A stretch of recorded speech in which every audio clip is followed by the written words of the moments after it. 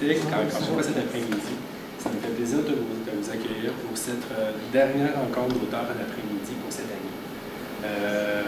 Je vous remercie beaucoup pour votre fidélité. Vous êtes venus pas mal toujours le même groupe à chaque mois rencontrer nos 6 auteurs. Ça a été vraiment plaisant pour moi et j'espère pour vous aussi. Malheureusement, on n'a pas obtenu de subvention l'année prochaine. Les auteurs demandaient beaucoup plus cher. Donc, on va sauter une année. Et on espère qu'en 2015, on va répéter une aventure avec de nouveaux auteurs. Avant de vous présenter notre auteur d'aujourd'hui, j'aimerais aussi vous inviter à notre dernier rendez-vous en soirée, soit mercredi le 21 mai à 19h, avec les membres de Jeunesse sans frontières. C'est une conférence très intéressante sur leur stage humanitaire au Guatemala et en Haïti. C'est une belle façon de voir le fond aux jeunes qui est très positif. Ils vont aider des pays, des communautés un peu plus en difficulté. C'est quelque chose de très très beau. Il va y avoir des photos, des accessoires et de magnifiques souvenirs, j'en suis convaincu. Alors aujourd'hui, on reçoit l'auteur Michel Langlois, romancier, professeur, archiviste et généalogiste, originaire de Baie-Saint-Paul, l'appelle des gens de Baie-Saint-Paul.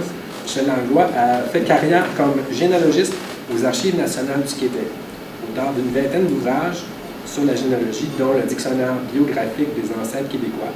Il nous a offert ces dernières années un regard sur la vie du Québec d'hier grâce à des sagas.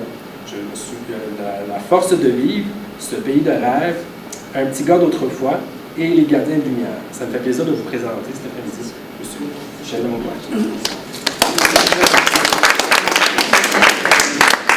Rassurez-vous, je ne resterai pas dans mon petit coin, je me sentir ma punition. C'est un plaisir pour moi d'être ici pour vous parler de mes sagas historiques. Je vais commencer d'abord par vous dire quelques mots à mon sujet. On vous en a dit, mais je vais en dire un petit peu plus pour vous dire un petit peu quelle a été ma carrière et ce qui m'a amené à l'écriture. Je suis donc né à Charlevoix, à Baie-Saint-Paul, au hasard des déplacements de mon père qui était gérant de Banque nationale, canadienne nationale dans le temps. Et son travail consistait à ouvrir des succursales de la banque dans différents coins du Québec. Alors, pour vous dire comment il s'est promené, il a commencé à Québec, bien sûr, il s'est en allé à Lévis, ensuite à Rivière-du-Loup, à Armand, dans Bellechasse, où il a rencontré ma mère, ensuite dans Port-Neuf, et ensuite à Baie-Saint-Paul, à Saint-Georges-de-Beauce, et il est revenu à Québec. Ma famille était à Québec en réalité, mais on s'est donc déplacé, mon père, on s'est déplacé. Alors dans notre famille, les plus vieux sont nés dans Port-Neuf, les autres qui ont suivi dans Charlevoix, puis il y en a qui sont nés dans Beauce. Bon, donc ensuite de ça, on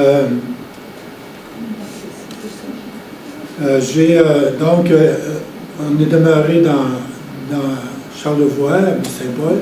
J'étais jeune quand on en est parti.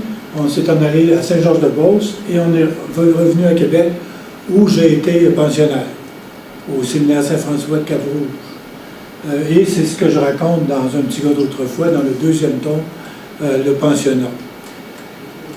J'ai travaillé aux Archives nationales du Québec. Avant, j'ai été 10 ans professeur. Et puis ensuite, j'ai travaillé aux Archives nationales du Québec comme spécialiste en histoire et généalogie. J'étais leur spécialiste surtout pour la généalogie. Et donc, ça m'a amené à écrire des volumes aussi en histoire. Et j'ai écrit un premier guide de Cherchons nos ancêtres sur la généalogie. Et je mets toujours cette photo-là pour vous dire qu'un jour, j'avais des cheveux.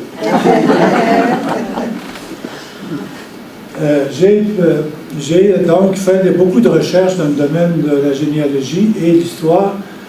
Et pour faire ces recherches-là, sur l'histoire de nos ancêtres, j'ai dû consulter des documents des notaires. Et je ne sais pas si vous avez déjà eu des documents des notaires du 17e siècle entre les mains, mais je vous en aurais apporté que vous ne seriez pas capable de les lire, même si c'est écrit en français. Et c'est donc ce qui m'a amené à développer une méthode de lecture de ces documents-là. Et j'ai publié 2 volumes sur la paléographie, l'art de déchiffrer les documents anciens. Ces volumes-là servent beaucoup pour, encore aujourd'hui, pour les gens qui veulent lire ces anciens documents. J'en ai toujours à la maison, puis on m'en commande régulièrement de ce volume. J'ai fait des recherches pour publier le dictionnaire biographique des ancêtres québécois en 4 tomes. C'est 3532 biographies d'ancêtres. Tous nos ancêtres qui sont nés au 17e siècle, hommes et femmes, j'ai écrit leur histoire et j'ai dû faire des recherches dans 60 000 actes notariés, 25 000 documents de la justice, des procès et les autres documents de l'État civil, et d'autres sources aussi. Ça m'a pris 10 ans de travail. C'est un ouvrage très, très... Et j'aime bien raconter qu'avant moi, il y en a qui avaient commencé à faire les recherches pour le dictionnaire biographique des ancêtres. Il y a le père Archange Godbout qui avait commencé à écrire nos ancêtres au 17e siècle. Mais il est mort à la lettre B. Alors, mon patron, M. Auger, qui a voulu prendre sa succession, il a recommencé à écrire le dictionnaire, et lui est mort à la lettre A. Il y a un type de Beauport qui, lui, voulait continuer à reprendre le dictionnaire. Il s'est découragé à la lettre C. Alors, imaginez-vous que quand, en 1992, je me suis mis à travailler pour l'écriture du dictionnaire biographique des ancêtres, j'avais hâte de dépasser la lettre D. Mais je me suis rendu au bout de 10 ans. J'ai travaillé 4 ans pendant que j'étais aux Archives nationales, les 4 dernières années, et ensuite 6 ans à ma retraite pour finaliser ce dictionnaire. Je pense qu'il n'y a pas un peuple au monde qui peut raconter l'histoire des premiers dont il descend. De tous les premiers dont on descend. Donc c'était important comme ouvrage. Ce qui m'a amené à l'écriture de ma première saga, c'est de la persévérance. Et je vais vous dire un petit peu pourquoi j'ai été persévérant. Donc, la première chose pour quelqu'un qui veut écrire, il faut qu'il ait lu beaucoup. La lecture est nécessaire. On ne devient pas écrivain si on n'est pas d'abord un grand lecteur. Moi, je n'ai pas suivi des cours pour écrire des romans. En littérature, je n'ai pas suivi de cours particuliers. Sauf que mes lectures, puis les lectures que je fais, puis encore aujourd'hui, je prends beaucoup de notes. Je ne lis pas le livre, puis je le mets, c'est fini. Je prends beaucoup de notes, je regarde comment le roman est structuré, comment les dialogues le sont, etc. C'est comme ça que j'ai appris tranquillement le métier d'écrivain. Parce que c'est ça, c'est un métier, celui d'écrivain. Comment se faire publier au Québec? Bien là, vous avez justement, dans quel ordre, être connu du public, ça c'est très très facile pour vous. Si vous êtes connu du public, vous allez vous faire publier. Ensuite de ça, avoir du talent, avoir beaucoup de connaissances, connaître le métier d'écrivain, avoir de la chance et être persévérant. Je reviens là-dessus, avoir du talent. C'est sûr que tout le monde est capable d'écrire, mais on n'est pas tous capables d'écrire avec un certain talent pour que notre écriture soit différente de l'écriture de tout le monde. C'est la même chose pour les peintres. Tout le monde peut faire des toiles, mais il y en a très peu qu'en voyant leur toile, même si on n'a pas vu leur nom, on est capable de dire ça, c'est une toile d'un tel. Alors, les écrivains, c'est un peu la même chose. On finit par avoir notre style d'écriture, mais ça prend beaucoup de temps pour y arriver. Il faut avoir donc du talent, avoir beaucoup de connaissances. Ça, c'est important parce que si vous voulez écrire des volumes de 450 pages, puis vous n'avez pas beaucoup de connaissances dans différents sujets, dans différentes matières, vous allez sécher sur la page blanche. Il faut avoir beaucoup de connaissances, surtout dans le domaine des sagas historiques. Connaître le métier d'écrivain, bien, je viens de vous en dire un mot, c'est un métier. Vous savez, on est tous capables de clouer des planches, mais on n'est pas tous capables de faire des beaux meubles. C'est les ébénistes qui font des beaux meubles parce que c'est leur métier. Ils ont passé des années à l'apprendre. C'est la même chose pour les écrivains. Il faut passer du temps à apprendre qu'est-ce que c'est que le métier d'écrivain. Ensuite, avoir de la chance. Je vous donne toujours l'exemple d'un auteur français qui a écrit un volume en 1948 et il y a eu un prix. Et dès qu'un volume est primé, habituellement, il s'en vend beaucoup. Alors, il y avait 100 000 lecteurs, il y a eu 100 000 volumes de vendus. Il a continué à en publier à chaque 2 ans, et il est tombé de 100 000 à 80 000, puis il est tombé de 80 000 à 40 000 lecteurs, puis il est tombé de 40 000 à 20 000, puis il est tombé de 20 000 à 4 000. Là, sa maison d'édition n'était plus intéressée à le publier. Alors, qu'est-ce qu'il a fait? Il a présenté son manuscrit de son nouveau roman, La maison assassinée. Il l'a présenté à différentes maisons d'édition, à 4 maisons d'édition. Il y en a 3 qui l'ont refusé, puis il y en a une qui l'a accepté. Et puis, ils l'ont publié. Il y a eu 500 000 volumes vendus, plus un film. Alors, lui, il dit que pour être lu, il faut avoir de la chance. Alors, il ne comprenait pas pourquoi il y avait moins de lecteurs, puis tout à coup, une chance comme ça, il est lu beaucoup. Être persévérant. Alors, entre 1985 et 2008, j'ai eu 67 refus par 23 maisons d'édition de mes manuscrits, par 23 maisons d'édition différentes. Alors, en 1985, j'ai participé au Salon du Livre de Québec au prix Robert Clich. À cette époque-là, il donnait 3 prix. Moi, j'ai eu le 3e prix pour un roman que j'avais écrit à ce moment-là. Ce roman-là, je l'ai retravaillé, je l'ai présenté à une autre maison d'édition. Puis quand je vous ai donné le nombre, c'est parce que je suis capable de démontrer les 67 refus que j'ai eus, parce que j'ai travaillé aux archives, donc je conserve des choses. J'ai conservé les 60 lettres.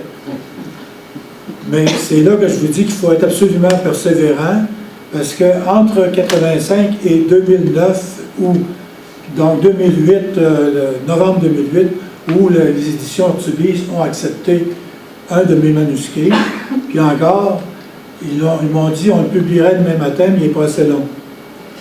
180 pages, c'était pas assez long pour eux autres. Eux autres, c'est des sagas, beaucoup. Ils m'ont dit, on publie des sagas de 350, 400, 450 pages et plus. Alors, je discutais avec M. Gagnon, l'éditeur, et puis je lui ai dit, vous voulez une saga, je vais vous en écrire une.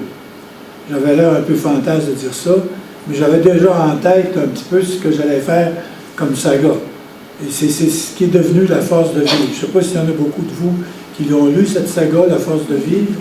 Oui, il y en a quelques-unes, mais vous devriez le lire, parce que vous allez ajouter aux 100 000 qui l'ont lu.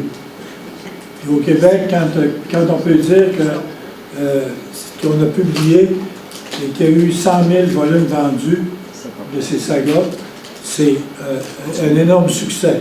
Parce que vous savez qu'on considère comme un best-seller au Québec quand il y a 5 000 de vendus. Alors, moi, La Force de vivre a été publiée par Québec Loisirs, puis est publiée en France aussi par France Loisirs. Alors, c'est ma première... Donc, la maison d'édition Ortubis accepte de me publier.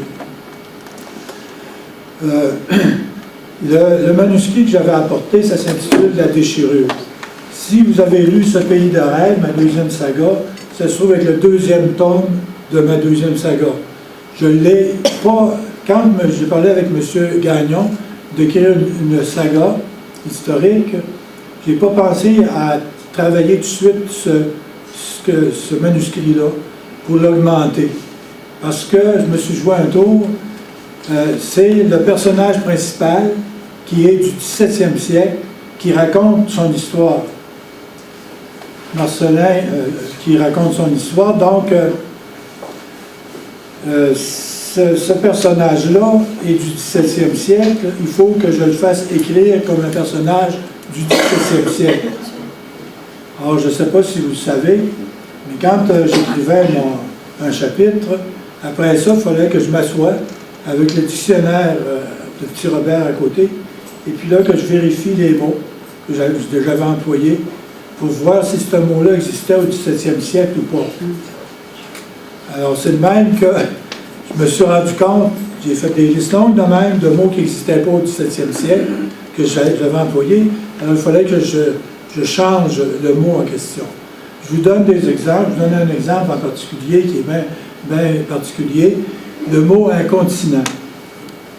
Si j'emploie le mot incontinent selon l'expression d'aujourd'hui, ça ne marche pas partout. Mais à l'époque, quand on disait que quelqu'un est parti incontinent, ça voulait dire qu'il est parti tout de suite. Remarquez bien peut-être qu'il était incontinent, c'est ce qu'il a fait partir. Mais il est parti tout de suite. Voyez-vous le sens de ce mot-là? Alors, dans ma saga, j'ai retravaillé ce roman-là. Ça m'a pris 6 mois à le finaliser dans les termes du 17e siècle.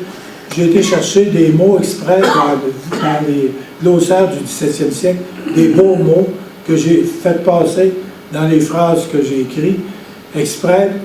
Puis je pense que quand les gens les lisent, normalement, ils comprennent le sens. Par exemple, quand on dit l'expression, on dirait que Dieu le bénisse, que le diable le charisse. Eux autres, c'était que le bon Dieu le pète à fiole. Ça, je l'ai employé, bien sûr. Il y a des mots comme ça que j'ai employés dans ce deuxième tome de ce pays de rêve, qui est un peu particulier, qui m'a demandé beaucoup plus de travail dans ma saga. La naissance d'une saga historique. Je vais vous parler de mes sagas. Donc, la naissance d'une saga, la force de vivre. La force de vivre, quand j'en ai parlé avec M. Gagnon, quand je lui ai dit je vais vous écrire une saga, déjà, j'avais en tête l'écriture du deuxième tome de la saga, parce qu'au moment où j'ai rencontré M. Gagnon, ça faisait 8 mois que je faisais des recherches sur les familles pionnières de Drummondville. Je demeure à Drummondville depuis 12 ans. Et donc, quand je suis arrivé à Drummondville, la première chose que j'ai su, j'ai dit que c'était un nom anglais, Drummond, c'était le nom du gouverneur de l'époque. Et les rues de Drummondville, si vous connaissez un peu Drummondville, le vieux Drummond, toutes les rues principales, c'est des rues qui ont des noms anglais. Lindsay, Brock, Iriot, etc., Loring, bon, Duncan. J'ai dit, comment ça se fait que c'est des noms anglais et qu'aujourd'hui la ville est française? Alors j'ai été travailler dans les archives de la municipalité pour connaître l'histoire de Drummondville. Ça faisait 8 mois que je faisais des recherches quand M. Gagnon m'a proposé d'écrire une saga. Alors j'ai dit, tiens, le deuxième tome de ma saga, ça va être sur Drummondville. Parce que Drummondville, j'ai découvert que c'était une ville très importante dans l'histoire du Québec. Ça devait devenir la métropole anglaise du Bas-Canada. Et puis, les cantons de l'Est devaient venir tout anglais. Puis là, les Anglais qui étaient sur place pensaient que comme ça, ils assimileraient les Canadiens français. Alors, quand ils ont créé la métropole anglaise, ils donnaient des terres aux soldats qui avaient combattu contre les Américains, parce que Drummondville va fêter l'an prochain ses 200 ans. 200 ans. Et en 1812, il y a eu les combats contre les Américains. Et puis les soldats, qui étaient des soldats anglais, puis il y avait des Français aussi, dont le régiment des voltigeurs, le régiment Meuron, qui sont venus combattre pour les Anglais contre les Américains. Pour récompenser ces soldats-là, on leur a donné des terres où se trouve Drummondville, dans les cantons autour de Drummondville, Wickham, Grantham, et on a donné les terres. Si vous regardez comment ça a été distribué, il s'arrangeait de donner des terres à 4 Anglais au milieu un Français. Alors là, pour pouvoir l'assimiler, pour l'étouffer, on dit. Alors, mais ils se sont fait jouer un tour parce qu'ils ont donné des terres à des soldats. Les soldats, ce n'est pas des cultivateurs. Au bout de 3 ans, ils avaient le droit de vendre leurs terres. Alors, ils ont vendu leurs terres aux jeunes Canadiens français des seigneuries le long du fleuve. Baie-du-Fèvre, Nicolet, toutes ces seigneuries-là, Sorel. Les jeunes, leurs parents ne pouvaient pas leur donner des terres. Les terres étaient morcelées, puis ils ne pouvaient plus en donner. Alors, ils allaient acheter les terres de ces soldats-là. Là, ils ont entouré Drummond. Drummond était une ville anglaise. Les marchands anglais étaient plus capables de vivre parce qu'il n'y avait plus assez de monde d'anglais qui venaient acheter chez eux. Et c'est comme ça que les Français sont rentrés tranquillement dans Drummond. Alors, vous voyez, ce qui devait devenir une métropole anglaise est devenu une ville française. Alors, le deuxième tome de ma saga, le premier, ça passe à Baie-Saint-Paul. J'ai commencé avec un personnage qui a réellement vécu. C'est le seul de mes personnages que j'ai pris au début de ma saga, Jean-Baptiste Grenon, l'homme fort de Charlevoix, l'Hercule du Nord qu'on appelait, l'Hercule de Charlevoix. Jean-Baptiste Grenon, c'est un personnage qui a réellement vécu. Il a été fait prisonnier par les Anglais en 1759 quand les Anglais sont venus prendre Québec, parce qu'ils brûlaient tous les villages du Saint-Laurent, puis ils brûlaient les récoltes. Quand ils sont arrivés à Baie-Saint-Paul, les gens se sont défendus, et ils ont brûlé le village, mais ils ont fait 2 prisonniers, dont Jean-Baptiste Grenon. Les Anglais ont emmené ces prisonniers-là sur un bateau, et puis là, ils en ont pris un des 2, puis lui, ils l'ont attaché les pieds, puis ils l'ont attaché après une vergue d'un des mâts, au bout de la vergue, la tête en bas. Puis quand le bateau allait comme ça, il y avait la tête hors de l'eau. Puis quand le bateau allait de même, il y avait la tête sous l'eau, jusqu'à temps qu'il se noie. Quand ils sont arrivés pour faire la même chose à Jean-Baptiste Grenon, d'abord, la première qui s'est présentée, il l'a étendu avec un coup de poing. Là, ils ont posé, ils s'approchaient de lui en gang, et c'était un homme fort. Là, le capitaine du navire, qui est un capitaine quand même anglais, a dit aux gens de l'équipage, vous allez passer un par un, puis s'il n'y en a pas un qui est capable de faire plier les genoux, je le libère. Alors, il n'y en a pas un qui était capable de lui faire plier les genoux. Alors, je commence ma saga parce que son fils, Edmond, ouvre une auberge à Baie-Saint-Paul. Et le personnage qui parle de Jean-Baptiste Grenon, c'est Philippe Aubert de Gaspé dans ses mémoires. Il écrit 3 pages. Et là, à ce moment-là, quand ma saga commence, Philippe Aubert de Gaspé est jeune, il va à Baie-Saint-Paul, à l'auberge de mon personnage principal, d'Edmond Grenon. Puis là, il rencontre Jean-Baptiste Grenon, qui reste à l'auberge, le père d'Edmond. Il le rencontre, puis là, il l'interviewe, si vous voulez, pour savoir, connaître son histoire. Et là, il lui demande comment ça se fait qu'ils n'ont pas été capables de faire plier les genoux. Et il dit, c'est la force de vivre. Alors ça m'a donné le titre de ma saga. Et vous voyez toujours un sous-titre, Les rêves d'Edmond et de le deuxième tome, Les combats de Nicolas et Bernadette. Il y a toujours un sous-titre, mais le titre principal de la saga demeure. Donc, on passe dans cette saga-là, mes personnages, tous mes autres personnages sont fictifs. Mais ils rencontrent, comme dans toutes mes sagas, des personnages réels. Et au début de chaque tome, j'écris des biographies des personnages réels qu'ils ont rencontrés. Donc, ils vivent mes personnages que les gens de leur époque ont vécu. Et dans le deuxième tome de la saga, qui se passe à Drummondville, il y a le fils de Nicolas. Je change de génération dans cette saga-là à chaque tome. Donc, c'est Edmond et Émilie au début. Ensuite, c'est leur fils Nicolas qui vient s'établir à Drummondville. Vous le lirez, vous allez voir de quelle façon. Il est établi à Drummondville, comme beaucoup des ancêtres des gens de Drummondville. C'était des soldats qui étaient dans l'armée de Napoléon. Ils ont été faits prisonniers en Espagne. Puis, pour se libérer, ils ont signé pendant 7 ans au régiment Meuron. Et le régiment Meuron a été appelé au Canada pour venir combattre les Américains. Alors, ils ont eu des terres à Drummondville.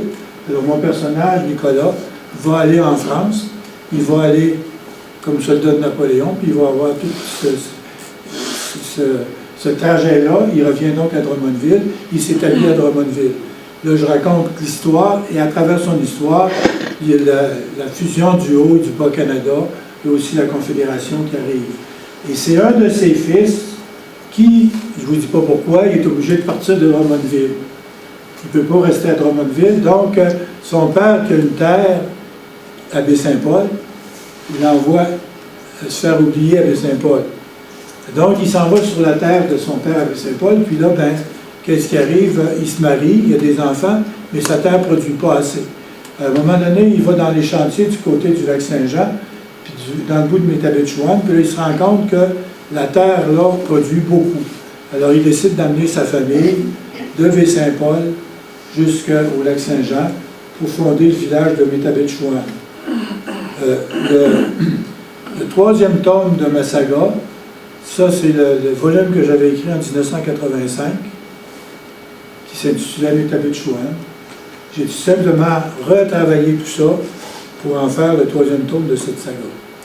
Et ensuite de ça, lui, Manuel, donc le défi de Manuel, ensuite c'est l'histoire de sa fille aînée, Élisabeth, le courage d'Élisabeth. Élisabeth va partir de Métabetchouan pour aller étudier à Québec. Elle devient amoureuse d'un jeune médecin. Le jeune médecin, il s'en va dans la Beauce. Et puis, elle s'en va vivre avec. Mais tous les malheurs lui arrivent à cette pauvre Élisabeth, mais c'est une grenon. Elle a la force de vivre, puis elle passe à travers. Lisez la saga, vous allez voir tout ce qui lui arrive à Élisabeth. Donc ça, c'est ma première saga historique qui se passe au 19e siècle, donc de 1800 à 1900 à peu près. Ensuite, j'ai écrit Un petit gars d'autrefois. C'est pour que mes enfants et mes petits-enfants puissent connaître comment moi j'ai vécu quand j'avais 12 ans, 10-12 ans. L'histoire se passe dans le premier tome, l'apprentissage de la vie d'un jeune. Alors c'est le garçon lui-même qui a 12 ans qui écrit Un petit gars d'autrefois. Au début, il est gauche dans son écriture, il fait des fautes, mais comme il va à l'école, il se corrige tranquillement tout au long du roman. Puis il découvre la langue française, puis là il y a des mots nouveaux qui lui arrivent, puis là il essaie de les expliquer à sa façon. C'est un petit peu... J'ai mis beaucoup d'humour. Je vous donne un seul exemple. Quand il déménage, au début du roman, il déménage de Baie-Saint-Paul à Saint-Georges-de-Beauce. Quand il arrive à Saint-Georges-de-Beauce, ils ont toutes sortes de choses qui ont déménagé, puis on entraîne beaucoup de choses pour rien. Alors son père, il y avait beaucoup de choses qui ont déménagé, qu'il met dans le hangar, et il dit, on ne sait jamais, ça peut servir. Il dit, ça c'est ma philosophie, il dit, gardez les vieilles choses, il dit, ça peut servir. Le petit gars, il dit, je ne sais pas ce que c'est qu'une philosophie, mais je sais que c'est plein de cochonneries. Vous voyez, c'est un peu le genre d'humour qu'il y a là-dedans. Donc, Un petit gars d'autrefois, c'est ça. Puis comme la maison d'édition a beaucoup aimé, ils m'ont demandé d'écrire une suite, et j'ai écrit Le Pensionnat, parce que j'ai été pensionnaire. Puis ça m'a donné l'occasion de raconter un peu tous les mauvais coups qu'on a fait. Les bons coups aussi, mais les mauvais aussi. Alors c'est la période où j'étais au cours classique que je raconte là-dedans. Alors c'est le deuxième tome de cette une petite saga, si on veut. C'est le deuxième tome qui m'avait été demandé. Ensuite, bien là, j'ai écrit Ce pays de rêve. Ce pays de rêve, ça se passe au 17e siècle. Ça commence en 1628 à La Rochelle, en France, dans le siège de la ville de La Rochelle. C'était les protestants qui vivaient à La Rochelle. Il y avait 25 000 personnes. Le cardinal Richelieu a voulu combattre. Donc, ils ont entouré la ville de La Rochelle sur terre. Ils ont fait un barrage pour empêcher les navires de sortir de la ville. Et puis là, ils les ont assiégés pendant plus qu'un an. Et quand le siège a commencé, il y avait 25 000 personnes. Quand il se termine, il en reste 5 000 de vivants. Et mes personnages, bien sûr, sont pris. Justement, mon personnage principal, Arnaud Perret, il est pris avec sa famille à La Rochelle. Et dans le siège de La Rochelle, il y a 12 ans. Alors, ça me permet de raconter un petit peu comment s'est passé le siège de La Rochelle, comment il l'a vécu. Mais comme de raison, je l'ai fait survivre. Je voulais continuer ma saga. Donc, il va aller apprendre un métier qui est celui de charpentier de moulin. Ça me permettait de raconter comment nos ancêtres, qui avaient des métiers quand ils arrivaient de France, comment ils avaient fait pour acquérir ces métiers. Et en France, il y avait tout un réseau pour les jeunes qui voulaient apprendre un métier. Il y avait tout un réseau d'auberges qui étaient pour eux. Et ils changeaient de ville pour apprendre différentes facettes de leur métier. Avec des maîtres, disons, s'ils voulaient apprendre à être charpentier, il y avait des maîtres charpentiers qui leur apprenaient les différentes facettes du métier. Tous les métiers étaient comme ça. Le jeune, ça ne lui coûtait rien, il apprenait, il travaillait pour un maître, mais son travail lui permettait de vivre à l'auberge. Puis là, ben, c'est comme ça que je raconte l'histoire d'Arnaud. Et là, il va s'en venir en Nouvelle-France. Puis là, il va devenir les charpentiers de moulins, il va construire des moulins. Pourquoi j'ai choisi ça? Parce que j'ai écrit un volume sur l'histoire des meuniers et des moulins en Nouvelle-France. Je connaissais le métier, donc je pouvais en parler. Quand je vous dis qu'il faut avoir beaucoup de connaissances, c'est ça. Donc, je peux parler de ce métier-là qui est très particulier parce que quand un charpentier de moulin était marié, il était obligé d'aller construire des moulins, par exemple, dans la région de Montréal. Construire un moulin, ça prenait 6-8 mois. Des fois, la femme suivait, des fois, elle ne suivait pas. Et puis, quand il y avait des enfants, ben, la femme restait toute seule avec les enfants, disons, à Québec, puis lui, il travaillait à Montréal. Vous voyez, c'est un métier très, très particulier. Puis il y a plusieurs de nos ancêtres qui avaient des métiers semblables. Ceux qui étaient soldats, par exemple, ils se déplaçaient continuellement. Et puis, les femmes restaient très souvent seules à la maison. Et il y avait bien d'autres métiers aussi comme ça qui les amenaient en dehors des villes principales parce qu'ils étaient nombreux à avoir le même métier. Il n'y avait pas beaucoup d'ouvrages pour chacun. Donc, ils se déplaçaient selon les contrats qu'ils avaient. Donc, je raconte son histoire à lui. Et puis, ensuite, dans le deuxième tome, ben, je raconte l'histoire de son fils Marcelin, qui est un notaire. Et quand commence le deuxième tome, il est en France, c'est chez un de ses oncles, qui lui a appris le métier de notaire. Puis là, il est appelé à venir en Nouvelle-France pour devenir notaire de la seigneurie Notre-Dame-des-Anges, près de Québec, entre Québec et Charlebourg. La seigneurie Notre-Dame-des-Anges appartenait aux Jésuites. Alors lui, il devient notaire à cet endroit-là, et puis là, ben, il raconte 2 ans de sa vie qu'il passe comme notaire dans Notre-Dame-des-Anges. Ensuite, le 3e tome, on va le retrouver, Marcelin, qui se trouve notaire à Verchères. Ça me permet de parler de Madeleine de Verchères, bien sûr, et ça me permet de raconter quelle était la vie d'un notaire de seigneurie. Des grandes seigneuries comme ça. Et je raconte son histoire et l'histoire de ses enfants, comment ces enfants-là, il les envoie étudier au séminaire de Québec, et qu'est-ce qu'ils deviennent chacun d'eux autres. Je le raconte dans le 3e tome. Et dans le 4e, vous voyez le sous-titre, Le mouton noir. C'est l'histoire de Clément. C'est le dernier fils de Marcelin. Et lui, ben, il tourne un peu mal. Il devient le mouton noir de la famille. Et il va devenir, un peu malgré lui, il va devenir secrétaire, il va travailler pour le secrétaire des intendants de l'époque.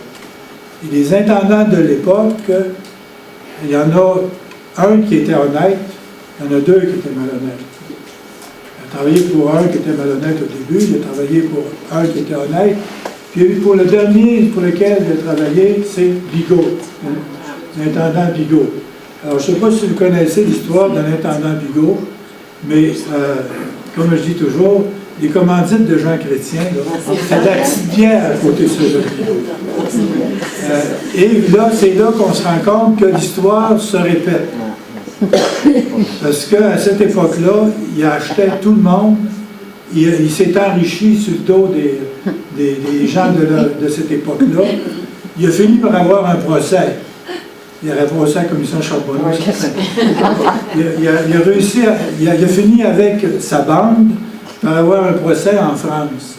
Mais pour vous dire comment il avait fait de l'argent, on lui a chargé à l'époque, c'était quelque chose comme 900 000 livres. C'était une fortune, quelque chose d'énorme, ce serait des millions et des millions aujourd'hui en amende. Il a payé ça, puis il est allé rester dans son château en Suisse. Et les autres, ses compagnons, c'est un petit peu la même chose. Alors, je raconte un petit peu l'histoire de Marcelin qui est mêlé à tout ça. Puis il finit aussi pour aller témoigner, Clément, pardon, pour aller témoigner contre Bigot en France. Ça se termine, cette saga-là, au moment, si vous voulez, je termine cette saga-là, au moment où commence la force de vivre. Alors, j'ai fait, je rejoins en fait la force de vivre. Alors, je me trouve à avoir couvert toute cette période-là, du 17e, 18e siècle, 19e siècle, dans 2 sagas, de 8 tomes. Oui, c'est ça.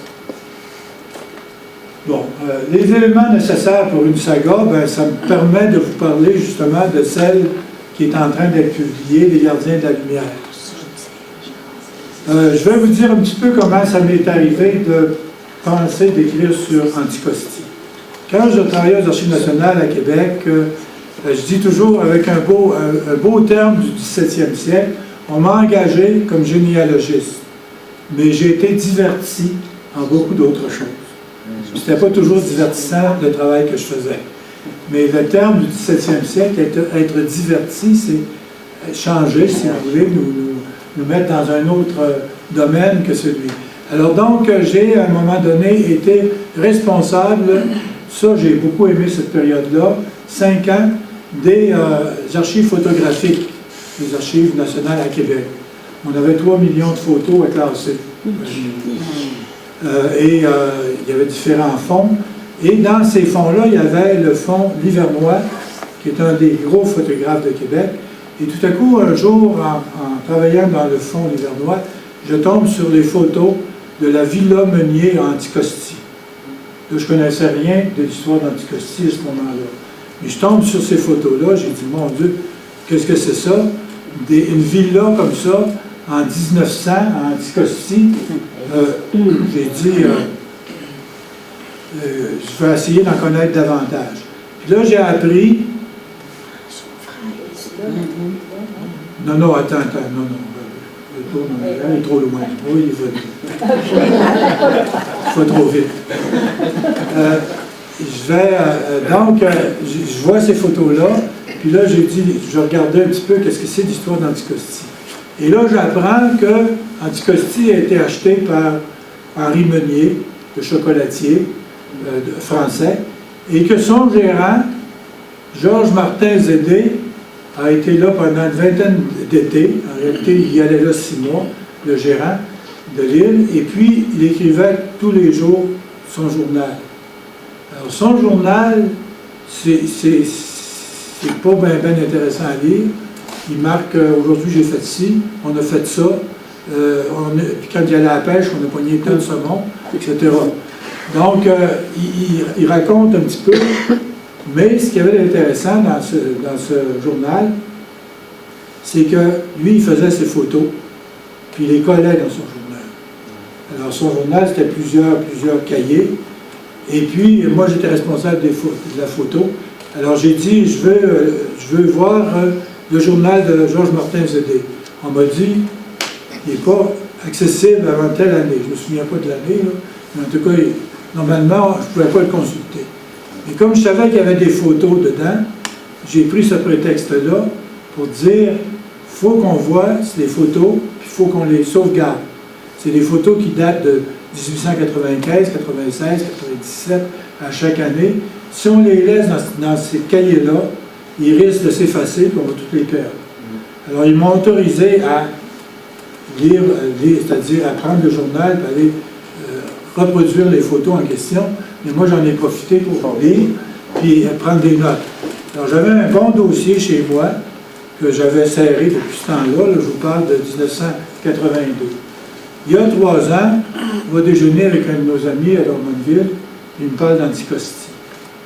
Là, la lumière jaillit. J'ai dit, mon Dieu, que ça ferait une belle saga. Puis c'est une saga, l'histoire d'Anticosti, c'est une histoire que les gens ne connaissent pas. En général, que les Québécois ne connaissent pas. Et c'est une histoire absolument intéressante, fabuleuse pour l'époque. Donc, j'ai décidé d'écrire sur Anticosti, les gardiens de la lumière. Le titre vient du fait que Anticosti, au moment où j'écris, 1895, il y a 4 phares le long de l'île d'Anticosti. Alors, vous voyez l'île d'Anticosti, qui est 225 km de longueur par à peu près 45 de largeur. Alors, sur l'île, en 1893, vous voyez, il y a environ 400 habitants qui habitent là. Donc, à Lens-aux-Fraises, 13 familles, 92 personnes, 22 vagues de pêche. Et puis, à l'autre endroit, Baie des Anglais, une vingtaine de familles comptant 120 personnes. Donc, j'avais commencé, j'avais toutes ces notes-là. Mon ami me parle de ça, puis je me dis, bon, je me mets là-dedans, puis j'écris une saga. Puis là, quand je me mets à écrire, mon épouse pourrait vous le dire, j'écris. Alors, je me suis mis dans cette saga-là, et les 4 tomes ont été écrits en 1 an. Mais, de 9h du matin à midi et demi, de 3h30 à 11h du soir. J'écoute pas la télévision. Je vais dîner, puis je regarde un peu le journal pour avoir des nouvelles actuelles, mais j'écris. Parce que je vis avec mes personnages.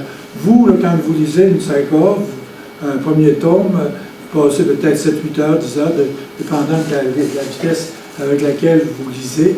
Vous passez ce temps-là avec mes personnages. Moi, je passe des mois, des années avec mes personnages. Alors, j'ai passé 1 an avec les personnages d'Anticosti et graduellement, ben, les documents sont publiés. J'ai choisi, il y a 4 phares Anticosti, j'ai choisi, moi, mon personnage, que mes personnages vivent dans un des phares d'Anticosti. Je vais vous dire pourquoi.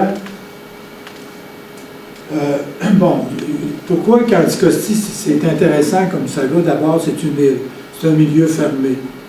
Alors, les personnages, ils ne sont pas nombreux, ils vont connaître un peu tout le monde. Ensuite de ça, il y a beaucoup d'histoires en Anticosti. Ça commence avec, il y a eu 400 naufrages. Anticosti, c'est une île, puis sous l'eau, c'est des rochers qui descendent en gradin, comme des marches. Et dès que les navires qui sont au large se rapprochent, ils ne voient pas, puis ils font naufrage. C'est pour ça qu'ils avaient mis des phares pour signaler les récifs. Mais il y a eu, malgré tout, 400 naufrages en Anticosti. Donc, ça faisait de la matière à parler, raconter comment certains de ces naufrages-là, c'est ceux que j'ai choisi dans lesquels raconter, comme de raison. Et ensuite de ça, ben, c'est une île grandiose, il y a des paysages, l'usine de rivière à saumon, beaucoup de paysages, très beaux paysages. Je ne sais pas si vous y êtes allé, moi j'y suis allé, c'était absolument magnifique. Je ne vivrai pas là par contre, mais parce que c'est tellement isolé.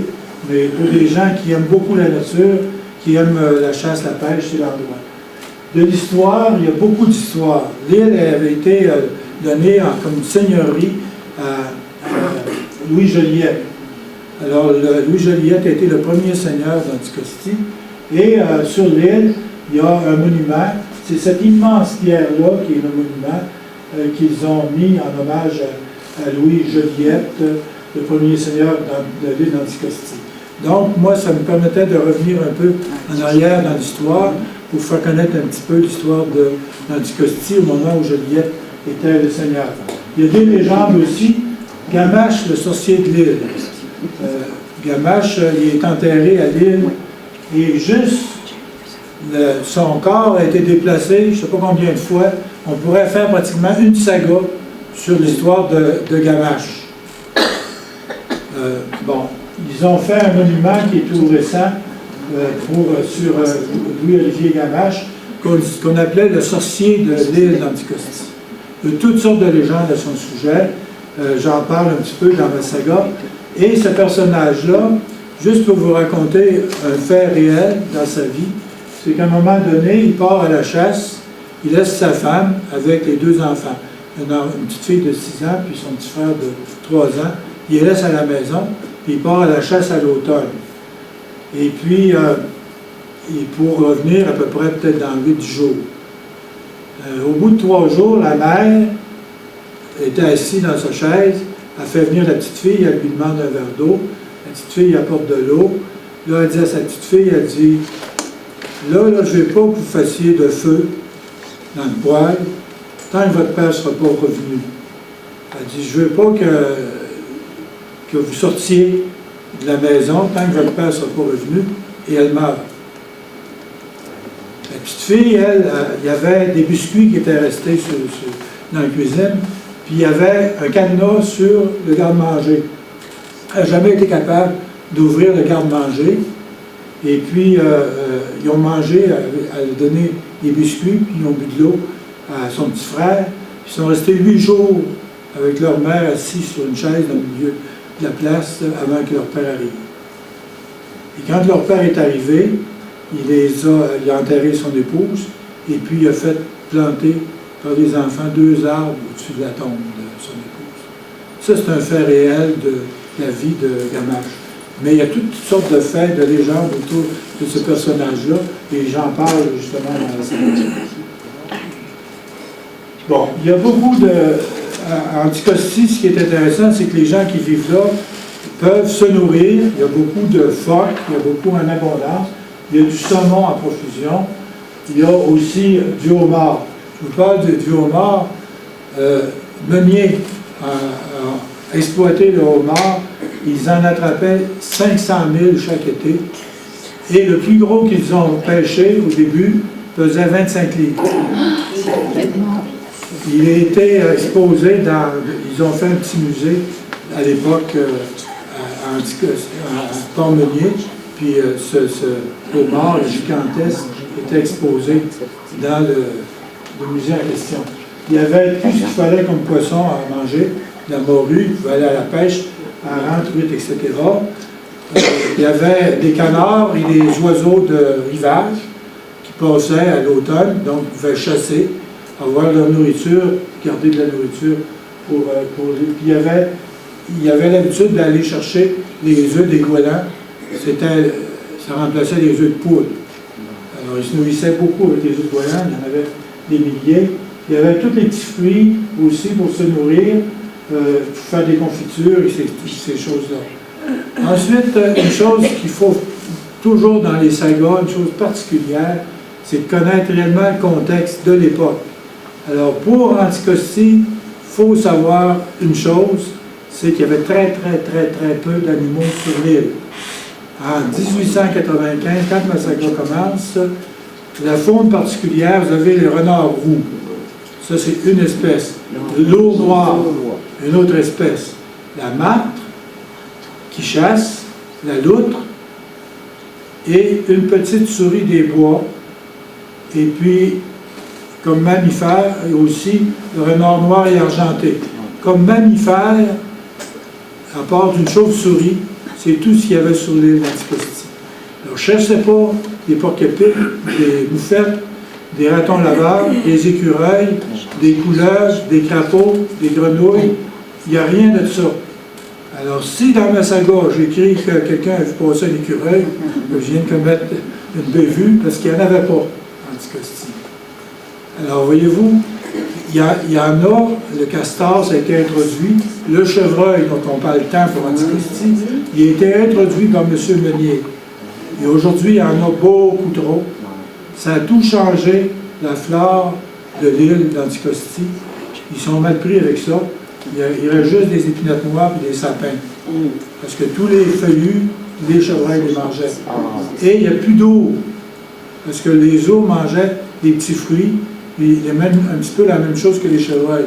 Les chevreuils étant plus nombreux, ben, ils ont fini par exterminer les eaux d'Anticosti, les eaux noires. Vous voyez, un changement de vocation à un endroit, ça change toute la situation. Il y avait du bois à profusion, et c'est ça que les compagnies forestières ont exploité le bois d'Anticosti. Il y avait des fossiles dont je parle, justement 600 espèces de fossiles. C'est un des endroits au pays où on pouvait trouver le plus de fossiles, des choses très intéressantes. Il y avait de l'aider à duvet.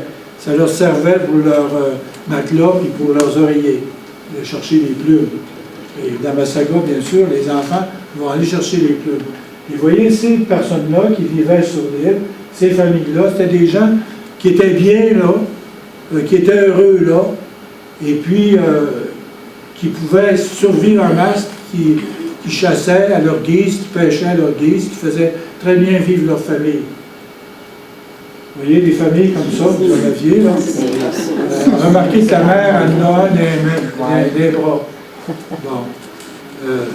Il est un peu vite sur le Capitaine Haddock. Elle a sauté tout ça. regardez la famille en question, puis la mère, elle en a des bras. Ça fait beaucoup d'enfants à nourrir, beaucoup de bouches à nourrir. Donc, en tout cas, c'est un peu ça. En tout cas, si c'est un peu ça, c'est des familles assez nombreuses. Moi, je me suis arrangé dans ma saga, comme je le fais pour toutes mes sagas, de ne pas mettre trop d'enfants dans la même famille, parce que je vais vous perdre, puis je vais me perdre moi-même. Ce que je fais ma famille, je fais sa généalogie. Je mets le nom des parents, souvent des grands-parents, avec les dates, date de la naissance du père, date du décès, l'année de décès du père, la même chose pour la mère. Puis là, je place mes enfants, puis de temps en temps, je m'arrange pour en faire disparaître un ou une. Pour ne pas être obligé de toutes les suivre, parce que là, vous seriez absolument perdu. C'est le défaut de certains auteurs qui en mettent trop. À un moment donné, on se perd. Quand on est rendu à 10 puis 12 enfants à suivre en même temps que les parents, là, ça fait beaucoup, beaucoup. Alors moi, je m'arrange pour en mettre 5, 6, 7. J'arrête à ça. C'est sûr que l'auteur, c'est le choix de l'auteur. Donc, avec Anticosti, c'est ça, ma famille Cormier, que j'ai choisi de mettre comme gardien de phare. Ils ont des enfants comme ça, 6. Et on va les suivre tout au long de cette saga. Si vous lisez le premier tome, dans les 2 premiers chapitres, vous allez avoir les principaux personnages de toute la saga. Je les suis jusqu'au 4e tome. Alors là, c'est réellement l'histoire d'une famille de cette époque-là. C'est les années que je cours avec eux autres. Donc, Anticosti, qu'est-ce qui est arrivé? C'est que les gens qui vivaient là, qui étaient bien chez eux, ils vivaient sur des terres qui ne leur appartenaient pas. Le terrain où ils avaient construit leur maison appartenait à une compagnie forestière. Laquelle compagnie forestière devait développer un village qu'ils n'ont jamais fait à cette époque-là. Et donc, à un moment donné, ils ont décidé, cette compagnie, de mettre l'île à vendre. Alors là, les gens ont commencé à se poser la question, qui va être le prochain propriétaire, puis qu'est-ce qu'on va devenir? Parce qu'on n'est pas chez nous. Alors, dans le premier tome, donc, je vous raconte comment ils vivaient. Dans le deuxième, je vous raconte quand M. Meunier, Henri Meunier, l'acheteur, a décidé d'acheter l'île d'Anticosti. Henri Meunier, c'est un millionnaire, archi-millionnaire de France, qui vendait du chocolat. Toute sa famille était dans le chocolat, et puis il a hérité de tout ça, et puis il vendait du chocolat, le chocolat Meunier.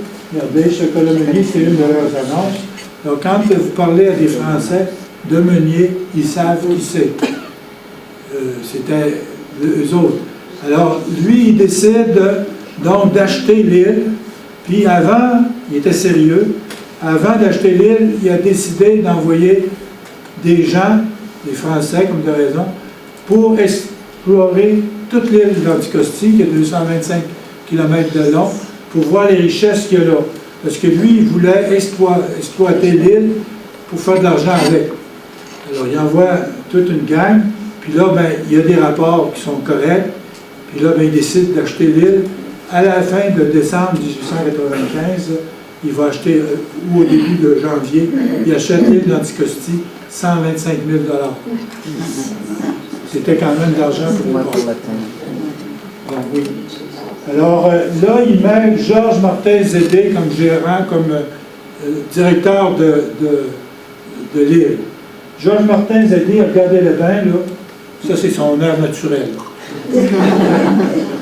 Il n'a jamais changé d'air. Je ne voyais pas sourire. C'est un soldat, un militaire, tout le temps bourru, tout le temps en train de mener les gens comme si tout le monde était des soldats. Donc, c'est son air naturel. Vous voyez, oui. Vous voyez, c'est lui encore, avec une page de son journal, avec une photo, voyez-vous. Alors c'est ça, il écrivait quelques lignes comme ça, puis une autre page de son journal. Et dans celle-ci, vous voyez, là, ils sont allés à la pêche, sur de droite. M. Turgeon, là, c'était Premier ministre. Ils ont pêché cette journée-là 89 saumons sur la rivière Jupiter, qui était leur meilleure rivière à saumon. Ça, c'était des petits saumons de 20-25 livres. Alors, vous voyez, et c'est ces personnages-là, dont je vais vous parler aussi, qu'il invitait, M. Meunier, à son île. Alors, 1896, c'est la première visite de M. Meunier à Anticosti. Il a acheté l'île 125 000. Vous voyez le bateau, celui de droite, là? Ça, c'est son bateau qui s'appelait la Vellada. Ce navire-là était un voilier et en même temps un vapeur. Il y avait 80 hommes qui travaillaient sur le navire en question. Il y avait son chef cuisinier, puis il y avait toutes les femmes de chambre et tout. Il y avait 80 personnes qui travaillaient. Alors là, ce bateau-là, quand il s'en est servi, puis quand j'ai écrit la saga, on parlait de M. comment il s'appelle? Accourceau, là, qui invitait du monde sur son bateau. Bon, ben, à la même époque, là, la même chose qui se passe. Alors, quand j'écrivais, là, je disais, l'histoire se répète. Donc, et ensuite, il y avait le village de Baie des Anglais qui était là, puis il y avait le village de L'Anse-aux-Fraises. Il y avait deux villages. Si vous voulez, L'Anse-aux-Fraises est là, le phare où vivent mes personnages est ici, puis la Baie des Anglais est là. Alors, Meunier, quand il est arrivé, ils ont décidé de développer Baie des Anglais. Mais il a changé le nom, il l'a appelé Baie Sainte-Claire, parce que sa mère s'appelait Claire, en l'honneur de sa mère. Ils ont fait le village là pour se rendre compte, après 2 ans, que c'était pas le bon endroit pour faire le village. Parce que en Anticosti, il n'y avait pas de quai pour les bateaux. Et puis, il a décidé d'en faire un, puis ils ont fait ils ont regardé le meilleur endroit. Et le meilleur endroit, c'était Port-Meunier actuel, si vous voulez, la baie Hélice à l'époque. Alors là, il a décidé de faire un quai qui a 1 mille de long. Et puis, je raconte comment ils ont procédé dans la saga pour faire ce quai, qui est le même quai aujourd'hui, simplement modernisé, si vous voulez. Et vous voyez la voie ferrée sur le quai, c'est qu'ils avaient des locomotives. Ils se sont servis d'une voie ferrée pour transporter les maisons de Baie des Anglais à Port-Meunier, à l'époque, imaginez-vous. Les locomotives traînaient les maisons sur le wagon, puis ils ont toutes replacé ces maisons-là pour le village de Port-Meunier. Alors, c'était très, très avancé comme technique pour l'époque. Donc, ils ont construit un quai, ils ont construit des maisons et des fermes. Et il faut que je vous dise qu'il y avait si peu confiance aux Canadiens français que tous les gérants des fermes, tous ceux qui avaient des postes importants, c'était tous des Français. Ça y a joué un mauvais tour. Ça y a joué un mauvais tour. Vous allez voir pourquoi. Donc, la maison du gouverneur, le gouverneur, c'est un monsieur Comettant, qui était un musicien. J'ai mis sa photo, la photo de son épouse, la photo des enfants à des âges différents. Chaque enfant. Donc, il y avait beaucoup de filles. Avec ses filles, lui, c'était un musicien. Avec ses filles, puis d'autres personnes de l'île, ils ont formé une orchestre. Ils donnaient des concerts de musique classique et populaire. À l'époque, en Anticosti, imaginez-vous, ils avaient leur propre salle de concert pour donner des concerts. C'est quand même très avancé pour les gens. Ensuite de ça, M. Comettant, dont je vous parle, lui est resté gouverneur de l'île pendant 6 ans. Au bout de 6 ans, il s'est en allé et est retourné en France avec sa famille. Et pourquoi? Parce qu'il ne s'entendait pas avec le gérant. Avec le directeur, si vous voulez, Georges Martin-Zélie. C'était un Français lui aussi, mais il s'entendait tellement pas qu'à un moment donné, dans les livres, il laisse entendre que c'est parce qu'il était malade. C'était pas ça. Il était peut-être malade, plus tanné, malade de voir Georges Martin Zédé contrôler tout. Parce que, faut vous dire que dès que Meunier se sont installés en Anticosti, ils ont fait des règlements. Et je vous donne des règlements très sévères. Alors, ils ont dit aux gens, vous suivez nos règlements, mais vous en allez. Alors, les gens qui étaient installés là, ils étaient donc obligés, s'ils recevaient de la visite, leur visite devait passer par le bureau pour donner leur nom. Ensuite de ça, s'ils avaient un bateau, il fallait qu'il y ait une licence. Ils ne pouvaient pas pêcher pour eux-mêmes, il fallait qu'ils pêchent pour lui, pour M. Meunier. Ils ne pouvaient pas chasser, il n'y avait pas le droit d'avoir de fusil. Ensuite de ça, il n'y avait pas le droit d'avoir de la boisson. Aucune boisson sur l'île. Et c'était des règlements très, très sévères. Sauf que ces règlements-là, ça ne valait pas pour lui et ses invités. Alors, les gens qui ont accepté de... Puis là, les gens qui travaillaient pour lui étaient payés en jetons dont ils se servaient pour acheter leur linge, leur nourriture au magasin de M. Meunier. Donc, il n'y avait pas le choix. Il était un petit peu, si vous voulez, dépendait de M.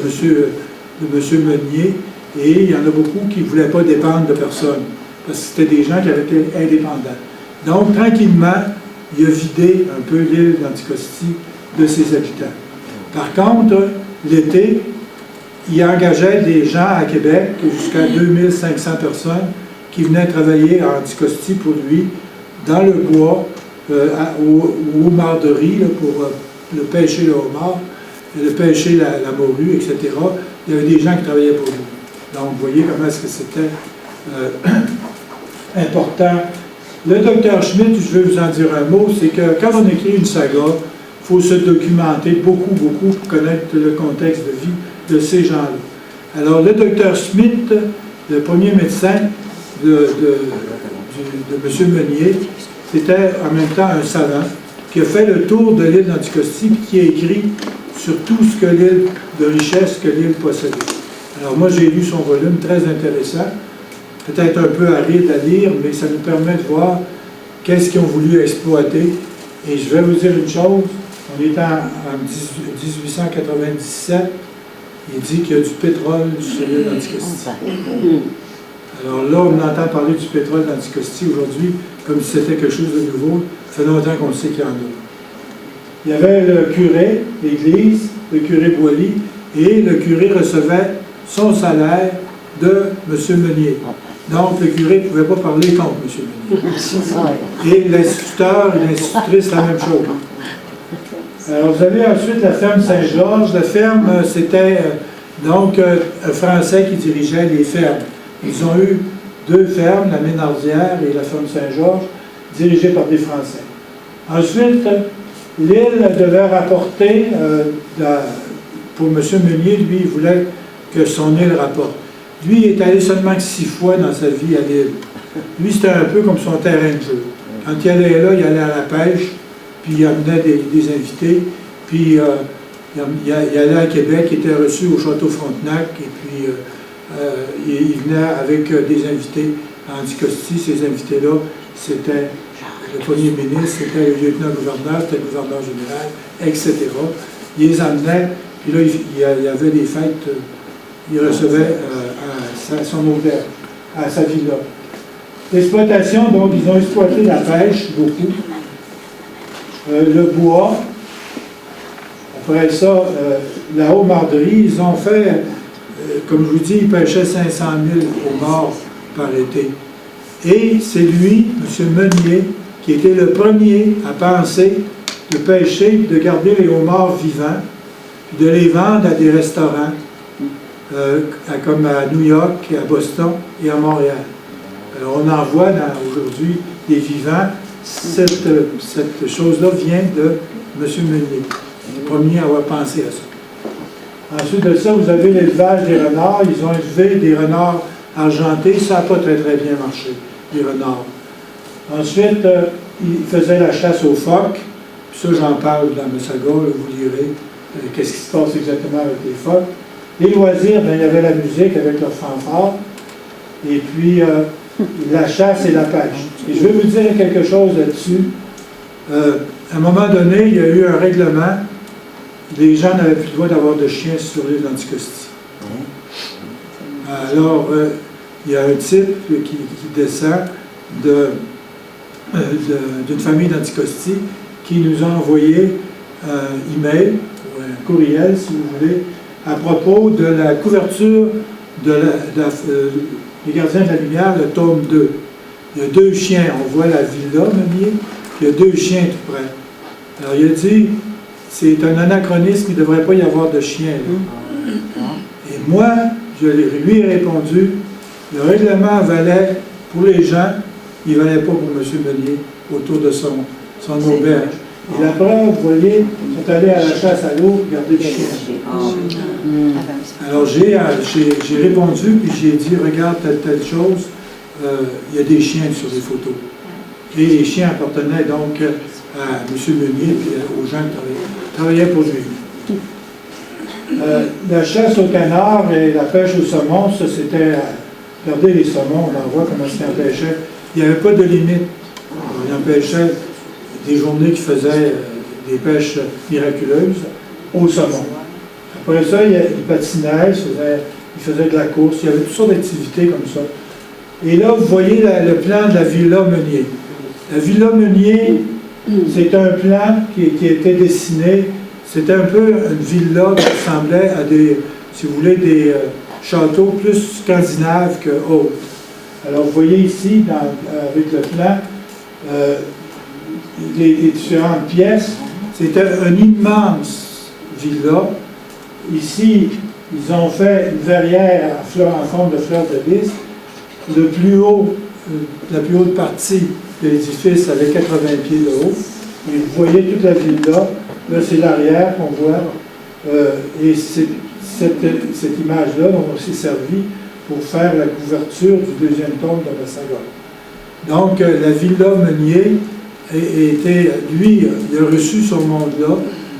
Ça a été quelque chose absolument extraordinaire parce que il y avait là-dedans l'eau courante, eau chaude, eau froide, électricité, téléphone.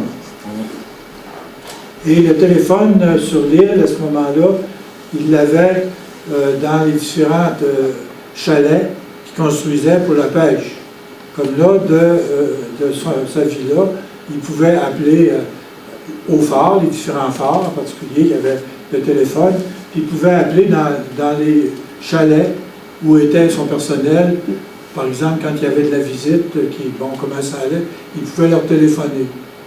Alors, tout ça pour vous dire que j'y suis allé à Anticosti, et puis avec nos beaux téléphones, on pouvait mettre à certains endroits sur l'île, on ne pouvait pas téléphoner. Il fallait se déplacer pour pouvoir avoir une ligne. Alors, vous voyez, à cette époque-là, déjà, il rejoignait son monde un peu partout sur l'île. Alors, c'était un monsieur qui était millionnaire, puis il se servait de son argent à bon escient pour ça. Alors, vous voyez encore la villa. Vous voyez, je dis c'est un style scandinave, c'est tout en petites planchettes, tout travaillé. Et vous voyez, le vitrail qu'il y a là, c'est du verre qui faisait venir d'Europe. Comme d'ailleurs toute la couverture, tout fait venir ces tuiles de couverture, ça venait d'Europe. Aujourd'hui, puis ensuite, vous voyez le foyer, tout sculpté.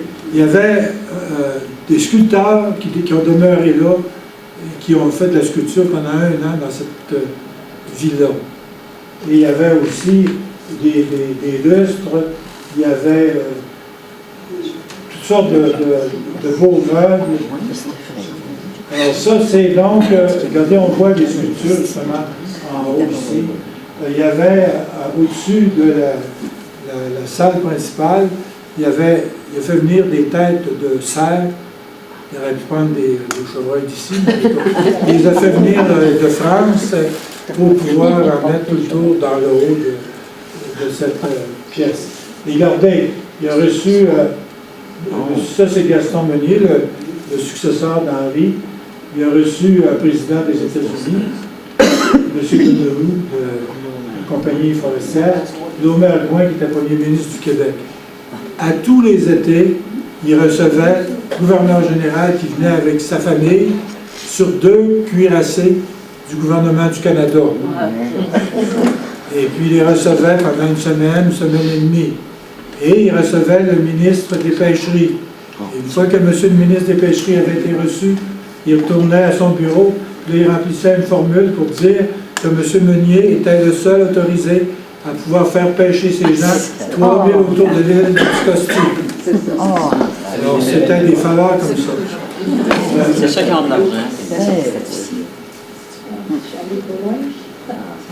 Il recevait donc, et il y avait comme ça, il y a des cartes de même, des repas, il recevait des cartes, et je m'en suis servi justement pour en parler beaucoup dans ma saga. Il recevait du monde de même, et à un moment donné, je vais en dire un mot, il y a des gens qui se sont opposés à lui au début, des gens qui ne voulaient pas quitter l'île d'Anticosti. Il a racheté les terres de ceux qui leur terre leur appartenait. Quand ça faisait 30 ans qu'une personne habitait là, le terrain où il habitait lui appartenait.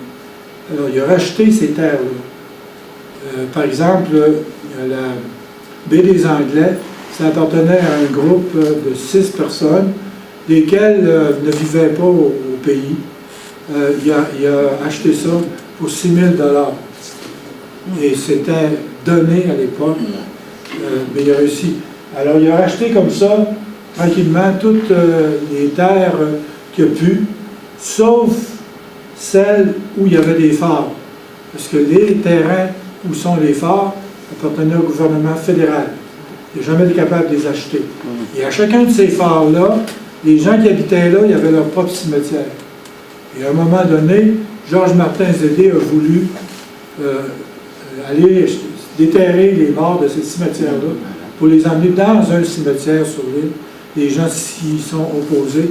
Il n'y avait pas d'affaire à mettre les pieds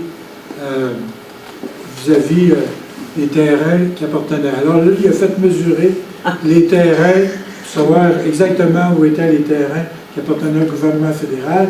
Après ça, pour vous dire jusqu'où vous pouvez aller, il a dit aux gardiens des phares, vous allez ramasser le bois de grève seulement vis-à-vis vos terrains.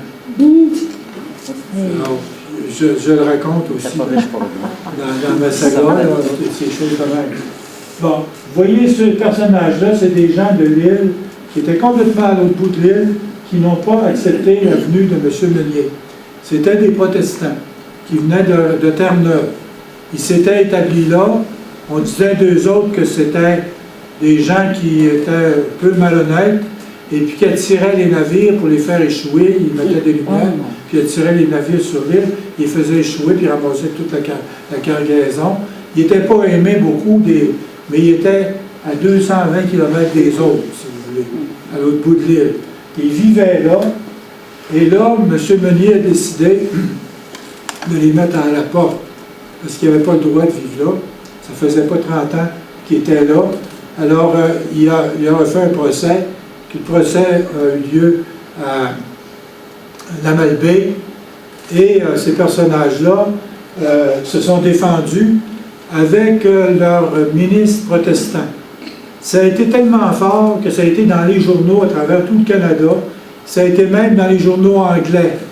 Là, ils se sont mis à tomber sur le dos de M. Meunier en disant il maltraite des gens qui ont le droit de rester là. Là, ils ont raconté ce qu'ils voulaient. Là. Quand il a gagné son procès, il a envoyé des policiers pour faire sortir ces gens-là. Ils les ont reçus avec des carabines. Alors là, ça a été jusqu'au premier ministre Laurier à Ottawa. Le premier ministre Laurier a fait venir Georges Martin-Zédé avec moi dans mon personnage, c'est un de mes personnages qui y va avec le gouverneur de l'île, et ils vont rencontrer M. Laurier, premier ministre, à Ottawa. Et la journée qu'ils sont avec le premier ministre, la ville de Hull en face est en train de brûler. Là, ils discutent avec au premier ministre, puis le premier ministre leur dit essayez donc de vous arranger à l'amiable avec les protestants. Chassez-les pas, gardez-les, arrangez-vous avec. Puis là, si vous arrangez avec, moi, je vais vous donner, je ne vous dis pas quoi, là, vous lirez. Il était prêt à leur donner beaucoup de choses pour pas qu'il y ait de la chicane, parce que ça lui faisait tort, parce qu'il y a des élections qui s'en venaient, puis il disait tous les protestants vont voter contre moi. Non. Mais il a quand même gagné ses élections. Il a quand même gagné ses élections. Mais voyez-vous, il a réussi à les chasser, mais ça a pris des soldats qui sont allés les chasser, les sortir de l'île d'Anticosti. Après ça, vous avez l'accès à l'île est fermé pendant 6 mois par année. La seule façon qu'il y avait de communiquer, c'était par la télégraphie, par les phares. Donc, mes personnages vivent dans un phare, c'est eux autres qui font les messages. Alors, j'ai choisi le phare de la pointe ouest, qui n'existe plus aujourd'hui, c'est juste une tour. Et puis les maisons qu'il y avait là, c'était des maisons de pierre, il y avait la plus grande maison de pierre de l'île d'Anticosti était justement à la pointe ouest. Je fais vivre mes personnages là. La famille qui a vécu là, en réalité, c'est la famille de M. Malouin, Alfred Malouin. Mais je n'ai pas voulu prendre cette famille-là. Pourquoi? Parce que je ne prends jamais des personnages qui ont réellement vécu, puis leur faire arriver toutes sortes de choses que j'inventerais. J'ai écrit des biographies, puis je vais chercher dans les biographies que j'ai écrites sur nos ancêtres, j'invente rien. J'ai les documents pour le démontrer, ce qui leur est arrivé. Mais je ne voulais pas prendre la famille Malouin, puis leur faire arriver toutes sortes de choses, plus ou moins vraies, et puis même les descendants n'auraient pas aimé ça. Alors, c'est pour ça que j'ai pris une famille fictive, les Cormier, qui vivent au phare de la pointe ouest, d'Anticosti. Oui. Alors, vous voyez l'île, donc tout se passe ici. Donc, dans cette section de l'île d'Anticosti, tout se passe là, et à l'autre bout complètement de l'île, c'est les seules choses. Après ça, il se passe des petites choses à l'intérieur, quand ils vont dans les rivières, là, pêcher. Donc, j'en parle aussi, bien sûr, comment c'est travaillé. Alors là, aux fraises aujourd'hui, voyez-vous, là, quand je suis allé à Anticosti, moi, je voulais voir qu'est-ce qui était devenu l'Anse aux fraises, qu'est-ce qui était devenu la baie des Anglais. Et donc, vous avez l'Anse aux fraises, qu'est-ce que c'est aujourd'hui? Il y avait des maisons, là, il y avait un village. Tout ce qui reste, c'est ce qu'on voit là, le cimetière. Oui. Et ça. Une maison qui est écrasée, qui reste, puis le cimetière en arrière. Alors, vous voyez? Ensuite, à la baie de Sainte-Claire, il reste 2 maisons comme ça. Ça, c'est il y a 2 ans. La baie Sainte-Claire a été remplacée par Port-Meunier. Alors, Port-Meunier, là, je vous donne quelques images. Vous voyez les maisons le long du fleuve. C'est aujourd'hui, ce qu'on voit aujourd'hui à Port-Meunier. L'église, l'ancienne église a été brûlée, puis là, il y a l'église. Il y a presque rien à Port-Meunier. Il y a une épicerie, il y a un garage à Port-Meunier pour l'essence. Après ça, il y a il y a l'office du tourisme où on reçoit les gens. Il y a un petit musée. Et puis, il y a un petit magasin d'artisanat. Il y a une école, un petit hôpital. C'est ça, Port-Meunier. Et puis, il y a l'aéroport. Donc, si vous voulez aller, ben, vous pouvez passer par Montjoly, puis on transporte en avion. Mais vivre là, est-ce que ça coûte cher? Vivre là, ça coûte cher. Oui, ils sont loin. Oui. L'essence coûte très cher. Ah ouais? C'est presque le double de... Oui. Parce que le château Meunier, il est brûlé, hein, maintenant? Oui, bon, moi, j'arrive à ça, justement. Le château Meunier, là, bon, vous voyez... Plus loin? Non, c'est correct. Le château Meunier, ce château-là, d'abord, l'île a été vendue par M. Meunier, les descendants de M. Meunier. Je dis, ce qui leur a joué un tour au Meunier, c'est que M. Henri Meunier est décédé en 1813. Il est décédé subitement. Ses héritiers, M. Gaston Meunier, puis les héritiers, sont venus à l'île d'Anticosti, puis là, ils ont regardé ça, puis ils ont dit, ça ne nous rapporte rien, on va mettre ça à vendre. Ils ont voulu vendre, mais il y a eu la guerre, Première Guerre mondiale. Comme c'était tous des Français qui restaient dans les maisons, sur l'île, tout ce monde-là est obligé de retourner en France pour combattre. Lui-même, M. Georges Martin-Zéry est retourné, Gaston Meunier est retourné, puis tous les gens qui étaient en charge des différentes fermes sont retournés. Moi, dans ma saga, je garde un Français sur place, c'est un de mes personnages principaux, Antonin, qui est le cuisinier. Lui, ça fait 20 ans qu'il était Anticosti. Lui, il dit, moi, je ne vais pas me battre là. Il n'a pas sa citoyenneté canadienne, mais en tout cas, il reste Anticosti. Il triche, puis il n'y a personne qui va l'achever. Bon. Mais les autres Français sont retournés. Alors, entre la guerre 14-18, il ne s'est rien passé à Anticosti. Et là, il n'y a personne pour entretenir tranquillement. Les choses se sont détériorées. En 1918, après la guerre, Georges Martin-Zédé revient avec M. Gaston Meunier. Là, il regarde qu'est-ce qu'on va faire d'Anticosti.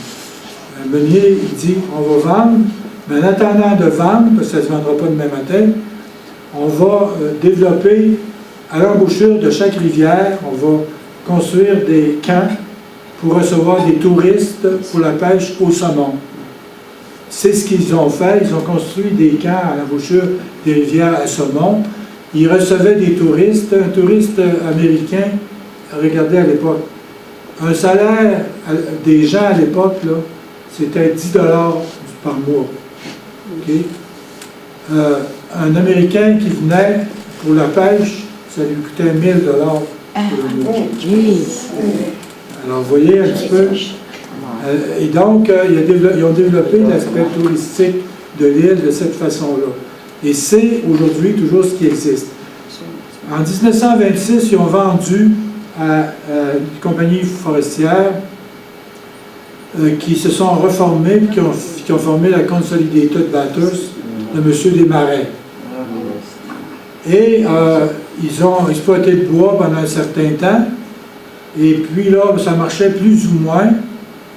Ils ont décidé de vendre l'île d'Anticosti au gouvernement du Québec.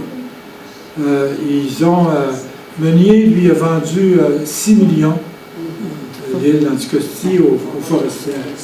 Les compagnies forestières s'en sont occupées un peu, mais ils ont laissé tranquillement se détériorer la villa Meunier. Et c'était rendu tellement détérioré qu'il paraît qu'il y avait du foin à l'intérieur, il y avait même des animaux qui mangeaient là. Alors, M. Desmarais, ils ont fait vider la villa de tous ses meubles, les tapisseries, tout ce qu'il y avait de beau dans la villa. Ils l'ont fait vider, et puis ils ont emmené ça à grand-mère. Et puis, lui, M. Desmarais, a gardé beaucoup de meubles, puis ils ont emmené ça à grand-mère. Ça a été à l'auberge de grand-mère.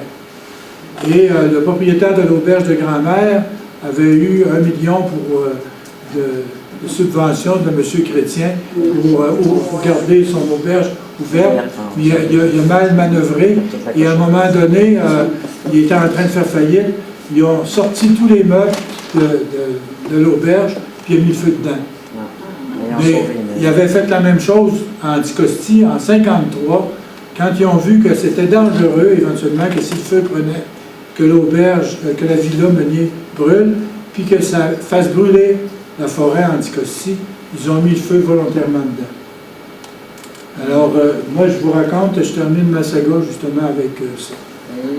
Vous voyez, alors, on a fait un peu le tour, ça vous dit un petit peu qu'est-ce que c'est, je pourrais vous parler longuement des gardiens de la lumière, les gardiens de phare, leur travail, vous allez tout apprendre ça à travers cette saga. Et donc, le premier tome, qui s'intitule Les gardiens de la lumière, s'intitule Maître chez soi, en sous-titre. Le deuxième s'intitule Entre des mains étrangères. Alors là, c'est un changement de vie complet pour les gens. Alors, ce deuxième tome est paru, et puis je viens justement hier d'expédier la révision du 3e tome à la maison d'édition. Et ça me mène peut-être à vous dire un petit peu comment ça fonctionne. Parce que les gens disent, comment ça se fait que vous publiez, que ça ne sort pas plus vite? Bon, d'abord, je peux vous dire que c'est plus vite qu'une grossesse parce que c'est aux 6 mois. Mais c'est que quand on envoie le manuscrit, il est lu par les gens de la maison d'édition. Là, ils me le retournent avec des suggestions. Changer tel verbe, changer telle phrase, des fois peut-être changer un chapitre de place. Ils me font toutes sortes de suggestions. Moi, je suis toujours le dernier à prendre des décisions. Est-ce que je réponds à leurs suggestions ou pas? Je mets oui, je mets non. Bon. Et puis là, ben, quand ma révision est terminée, comme celle que je viens de faire, le 3e tome de suggestions qu'ils m'ont envoyées, je leur retourne. Et là, ils mettent une autre personne qui fait la révision, elle, surtout, il y en a deux, il y en a une qui va la lire pour voir s'il n'y a pas encore quelques fautes, quelques erreurs, puis l'autre la lit, elle, pour voir s'il n'y a pas des anachronismes. Bon. S'il y a des choses que j'ai écrites et puis que je n'aurais pas dû, si je me suis mêlé de date puis que je fais ressusciter un personnage qui était déjà mort, bon, c'est des choses comme ça. Alors moi, j'ai tous mes tableaux avec les noms des personnages, puis je vérifie à chaque fois pour ne pas me jouer des mauvais tours. Dans ma saga, La force de vivre, je vous donne un exemple, j'avais écrit, mon personnage arrive à Québec, moi j'ai vécu à Québec, j'ai fait de carrière là, je connais la ville par cœur. Donc, mon personnage arrive dans le port de Québec, je fais prendre la rue Saint-Paul, puis il va prendre le boulevard Charest, puis le boulevard Langelier, puis il arrive à l'hôpital général.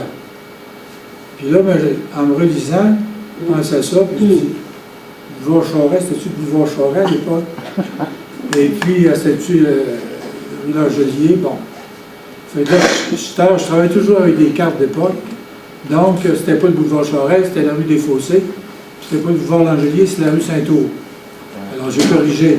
Mais vous voyez, c'est des choses de même qu'il faut toujours faire attention. Et pour une saga historique, il faut faire des recherches énormes. Il faut connaître tout. Si vous voulez quand une maison se vend, il faut que vous alliez voir quel était le prix des maisons à cette époque-là. Quand je vous dis, Anticosti, là, la villa Meunier, Anticosti, on dit qu'à l'époque, ça a coûté à peu près 125 000 $ de construction. Si on le faisait construire aujourd'hui, ça coûterait à peu près 23 millions. Alors, vous voyez un petit peu qu'est-ce que c'était. Donc, c'est des choses comme ça que, dans mes sagas, je vérifie continuellement. Et puis là, ben, je suis obligé de faire des recherches. Juste pour vous dire où j'en suis, bon, cette saga-là, pour moi, elle est terminée depuis un certain temps. J'ai eu le temps, entre-temps, d'écrire deux tomes. Ça va être une saga de 2 tomes. Il était une fois à Montréal. Ça se passe entre 1840 et 1890, l'époque de Monseigneur Bourget et de l'Institut canadien. Donc, c'est 2 tomes. Et là, je suis en train d'écrire une nouvelle saga. Il était une fois, parce que je voulais pas que les gens de Québec soient jaloux, alors j'ai décidé d'écrire une histoire. Il était une fois à Québec. Celle de Montréal se termine en 1890. Celle de Québec commence en 1896. Puis je vais essayer de me rendre à la Révolution tranquille, 1960. Et puis là, ben, je vais peut-être rendre jaloux les gens de Montréal, parce que celle de Québec va peut-être avoir 3 tours. Bon, tout ça pour dire que je continue dans l'écriture, comme de raison, et que, pour continuer ce que je vous dis, là, ensuite, celle qui relit, me retourne avec encore des questions. Il se questionne. Je vous donne un exemple. Dans ma première saga, c'est une Française en particulier qui relit. Puis elle ne connaît pas le Québec beaucoup. Et puis là, ben, elle se pose toutes sortes de questions, surtout sur les distances et puis sur différentes choses. Alors, elle me met toute une série de questions pour que je vérifie si c'est exact. Alors, dans La force de vivre, par exemple, elle me demandait, est-ce que c'est bien 60 000 qu'il y a entre Québec et Baie-Saint-Paul? Ben là, j'ai vécu à Baie-Saint-Paul, je savais que c'était 60 000. Mais voyez-vous, pour elle, là, c'était pas sûr. Alors, poser des questions comme ça. Par exemple, est-ce que tel navire pouvait se rendre jusqu'à Québec à l'époque? Alors là, tu te poses la question, tu te dis, ouf, je vais vérifier. Bon, dans ce temps-là, moi aussi, quand j'écris que je n'ai pas la réponse à une question, je prends des notes, puis ensuite, quand j'en ai beaucoup, je m'en vais faire des recherches à la bibliothèque des Archives nationales ou à celle de l'Université Laval à Québec. Les deux bibliothèques, je les connais très bien. Je vais là, puis je vais aller chercher les réponses. Je ne vais pas toutes les chercher sur Internet, parce que sur Internet, vous ne savez pas à qui vous avez affaire. C'est ça. Puis ce qui est écrit là, ce n'est pas toujours exact. Alors j'aime mieux aller aux sources plus importantes pour être sûr de ce que je dis. Alors ça vous donne un aperçu, là, une fois que j'ai répondu à nouveau à toutes ces questions-là, là ils vont faire le montage, un premier montage, comme pour la publication. Là, ils m'envoient le premier montage, puis il faut que je le relise au complet. Pour voir s'il n'y a pas une coquille, quelque chose, un espace de trop à quelque part, une lettre inversée, n'importe quoi. Et puis, aussi, en même temps, il faut que je vous parle des couvertures. Quand il y a du retard sur la publication d'une saga, c'est toujours à cause de la couverture.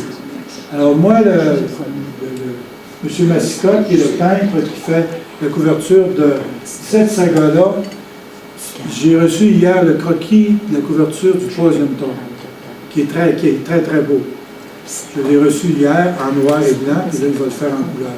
Il est magnifique, il fait des très belles couvertures. Donc, lui est en avance. Alors, la couverture, elle va sortir, ils vont l'imprimer, elle va sortir en avance. Et puis, là, moi, ils vont m'envoyer le montage, je vais le réviser, je vais le retourner, j'ai des petites notes à leur mettre. Là, il y en a un qui le relie au complet, et avant de l'envoyer à l'impression. Là, c'est imprimé à Louisville, ça prend un mois. Après ça, imprimé et relié. Et puis là, ils reçoivent les volumes par caisse de 20. Et puis là, il y a une distribution qui se fait à travers toute la province de Québec, dans 146 points de vente au Québec. Et c'est distribué par la maison d'édition elle-même, qui est son distributeur. Et donc, ça leur prend 2 semaines à distribuer ça à travers tout le Québec. Alors, c'est pour ça que ça prend 6 mois, si vous voulez, entre chaque tome. Alors, je parle beaucoup, là, je vais vous laisser la chance de poser des questions. Vous avez peut-être des questions à poser. Alors, ben, on en apprend un petit peu. Voyez-vous, on est allé passer 2 mois.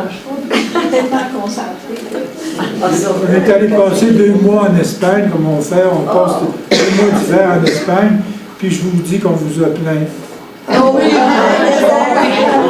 Le mois de février, le mois de mars. On voyait par Internet, on voyait la température, puis les autres Québécois qui sont là-bas nous disaient, là, il fait telle température à Québec. Ils ont une tempête épouvantable. Puis là, bien, plus on avançait, plus on disait, ils vont finir par avoir du beau temps. Il faisait encore moins 20. Ça n'avait pas de bon sens. Puis nous autres, ils faisaient, en 2 mois, on a eu une demi-journée de pluie. Il faisait un soleil, jour après jour, du beau soleil.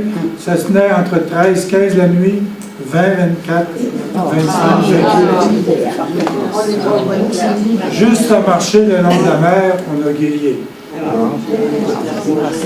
Alors, voyez-vous, c'est ça. Ça, c'est mes vacances. Mais mon épouse va vous dire que même en vacances, j'écris pareil.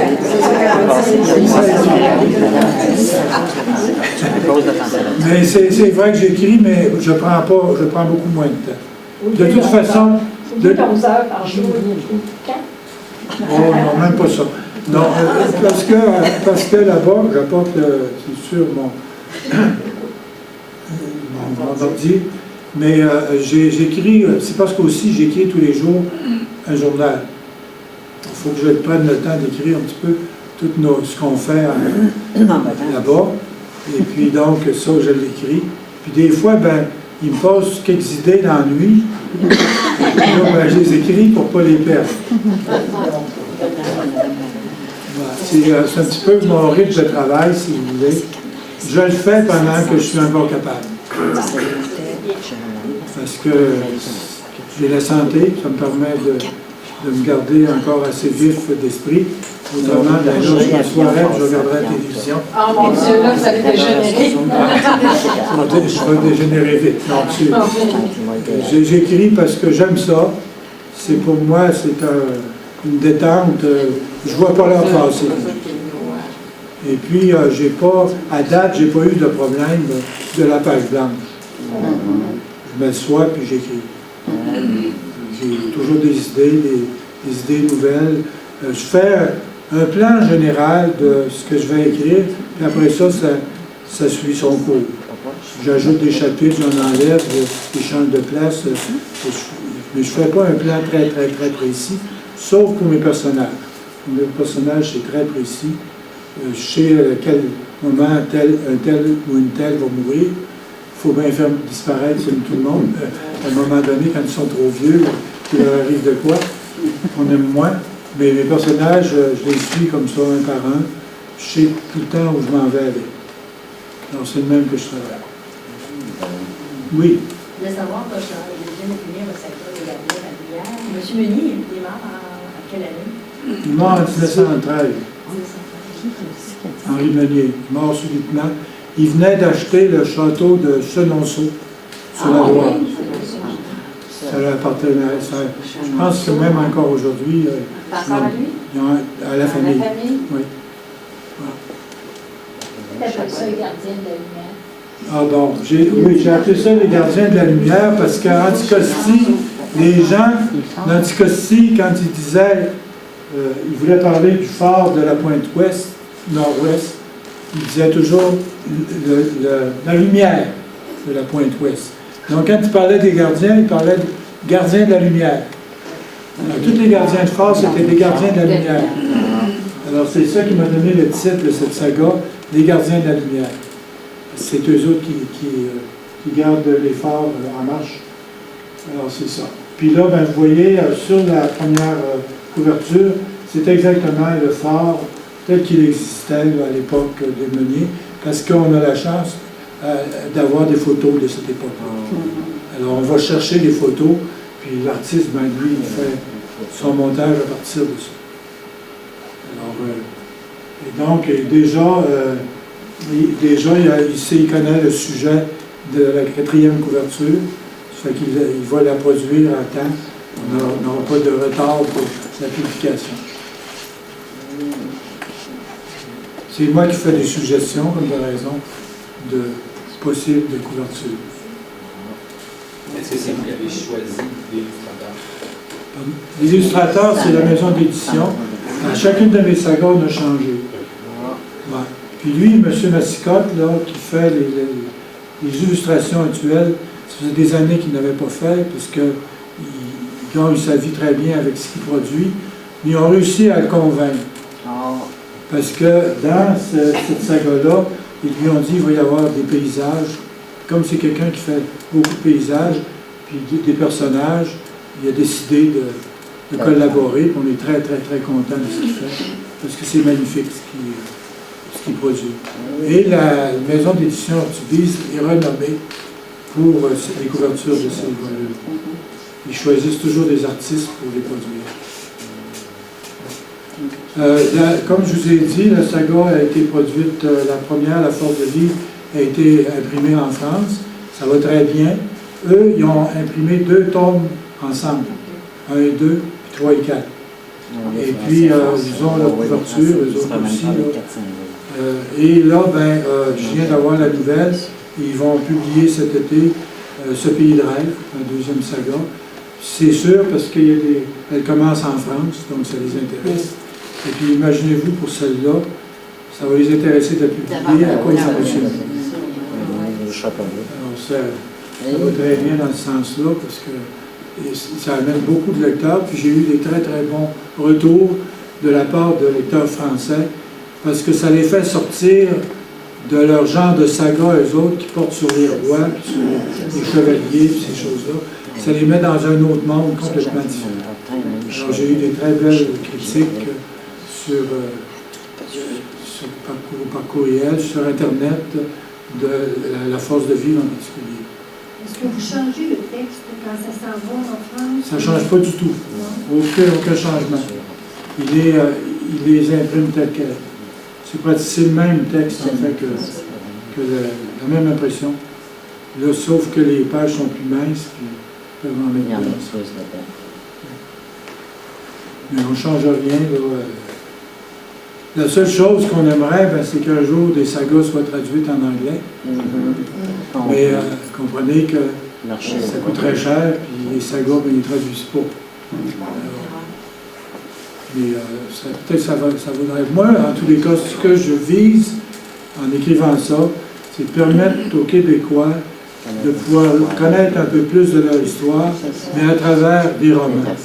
Parce que l'histoire racontée, j'en ai des livres que j'ai raconté des choses, ça se lit, mais c'est beaucoup plus aride à lire que quand c'est mis dans un cadre d'un contexte de roman, où il arrive toutes sortes de choses, et puis ça apprend en même temps l'histoire, qu'est-ce qui s'est passé exactement dans notre histoire.